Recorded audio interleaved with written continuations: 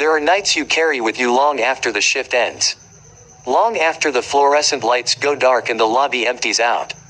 Long after you've driven home, made coffee, and tried to convince yourself it was nothing.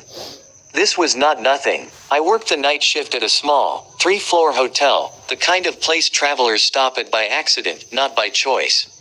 40 rooms total, maybe 10 or 15 occupied on a weeknight. I worked 10 p.m. to 6 a.m., and most nights, the silence was my only companion. I didn't mind it. I'd sit in the little back office behind the glass window, do paperwork, scroll my phone, and let the hours pass. It was quiet, predictable, safe, or so I thought. He arrived at 11 p.m. The buzzer rang and I let him in without a second thought. Mid-40s, tall, lean, jeans, a baseball cap, a backpack slung over one shoulder. He walked to the desk and asked for a room. I gave him a price. He slid a card across the counter. I swiped it. It beeped. Transaction approved, or so I believed. I handed him the key card for room 214. But before he turned to leave, he looked at me. Not the glance most guests give. This was a stare. 3, maybe 4 full seconds of quiet, expressionless study, like he was memorizing my face. Then, without a word, he turned and walked toward the elevator. I told myself it was nothing. Some people are just awkward. Around midnight, I looked up and he was back in the lobby. He hadn't come to the desk. He had simply appeared, settling himself into the lounge area, sinking into one of the couches in front of the television. The TV was off. The screen was black, and he sat there staring into it like it was playing something only he could see. Half an hour passed. He didn't move, didn't look at his phone, didn't doze, didn't fidget. He just sat, still as furniture, staring at nothing. When I walked across the lobby to the vending machine, I felt it the moment I stepped out from behind the desk. That prickling awareness of being watched. I didn't look at him directly. I didn't have to. I could feel his eyes rotating toward me like a slow security camera. Every step I took, his gaze followed. By the time I was back behind the desk, my hands felt cold. At 1 a.m., out of habit, I pulled up the reservation system. Room 214, vacant. I stared at the screen. I'd checked this man in with my own hands less than 2 hours ago. I searched the check-in logs. Nothing. No name. No confirmation. I switched to the transaction records. No payment. The card he'd handed me, the card that beeped, had left no trace in the system whatsoever. I picked up the desk phone and called room 214. It rang 10 times. No answer. Then I checked the key card entry log, the record that shows every time a room door is accessed. Room 214 had not been opened once that night. He had never gone to the room. I looked out through the office window. There he was, still on the couch, still staring at the dead screen. And in that moment, the silence of the hotel shifted.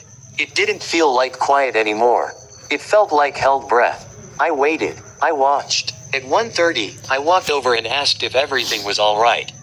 He turned his head slowly, as if my voice had interrupted something private.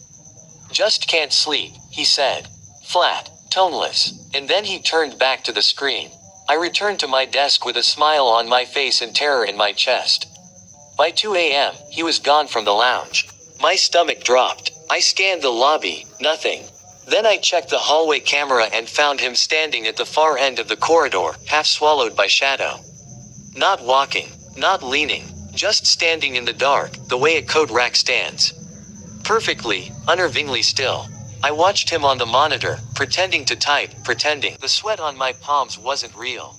Eventually, he drifted back to the lounge like a tide going out. I called my manager. She sounded tired. She told me to keep an eye on him, to call the police if he did anything threatening. I hung up the phone and thought, it already feels threatening. What are we waiting for?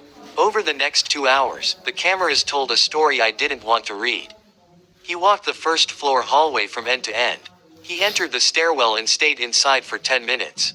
He lingered near the vending machines. He stood in the corner of the lobby where the light didn't quite reach, a dark shape watching the room. Watching me. At 3:30, I called the non-emergency police line. And that's when he moved. By the time I hung up, he had crossed the lobby. He was standing 15 feet from the desk. Not approaching, not retreating, just there, breathing quietly, watching me with the same blank expression he'd worn all night, barely blinking. I typed gibberish into the computer so I'd have something to look at besides him. My lungs felt too small. Then he disappeared again. I found him on the cameras, standing outside a guest's room door on the first floor. Just standing there, motionless, in front of a sleeping stranger's door. I called 911. While I was on the phone, he walked back to the lobby. He came straight to the desk, closer than he'd ever been, leaned over the counter, and asked, almost in a whisper, if there was any food available. Vending machines, I managed. In the corner. He smiled. Small. Slow. Then he walked away. At 4:10, 2 officers arrived. They spoke with him in the lounge. Asked for ID. Asked questions. Then they walked him out. One officer came back and told me the rest. The card he'd given me was stolen. He had no reservation. No luggage. No reason to be there at all. He had simply manufactured entry into the building and spent hours moving through it like a ghost, exploring hallways, testing stairwells, standing outside guest rooms, and watching the lone woman behind the desk from every angle he could find. He was charged with trespassing and fraud. After the officers left, I sat alone in that little back office until sunrise. Every time I glanced at the cameras, I expected to see him there again. I didn't sleep for 2 days. What haunts me most isn't what happened. It's everything that almost did. He was inside that building for hours before I caught the error. Moving freely, watching, planning, and I never even knew he wasn't supposed to be there. I still don't know what he was waiting for. I'm not sure I want to.